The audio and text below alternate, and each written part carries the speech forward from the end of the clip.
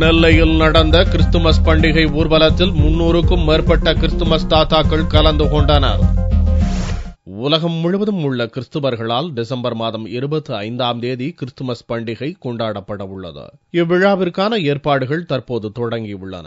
நெல்லையில் வாலிப ஐக்கிய சங்கத்தினர் கிறிஸ்துமஸ் பண்டிகையை முன்னிட்டு நடத்திய ஹங்காமா என்ற நிகழ்ச்சியில் கிறிஸ்துமஸ் தாத்தாக்களின் ஊர்வலம் நடந்தது. 300க்கும் மேற்பட்ட கிறிஸ்துமஸ் தாத்தாக்கள் கலந்து கொண்ட இந்த ஊர்வலத்தை பொதுமக்கள் ஆர்வமுடன் பார்த்தனர். நெல்லை திருமண்டல CSI பிஷப் கிறிஸ்துதாஸ் தலைமையில் நடந்த இந்த ஊர்வலத்தில் வாலிபர் சங்க செயலாளர் சாமுவேல் பிரகாஷ் உட்பட பலர் கலந்து கொண்டனர். கிறிஸ்துவின் வருகையை எதிர்பார்த்து அவரை வாழ்த்தி வரவேற்கின்ற ஒரு நிகழ்ச்சி இன்று இந்த கிறிஸ்துமஸ் ஹங்காமா என்ற இந்த நிகழ்ச்சியின் மூலமாக நடைபெறுகிறது. 300க்கும் அதிகமான கிறிஸ்துமஸ் தாத்தாக்கள் நம்முடைய சாலையிலே இன்றைக்கு மக்களை மகிழ்ச்சியிலே ஆழ்த்தும்படியாக பவனி வருகிறார்கள்.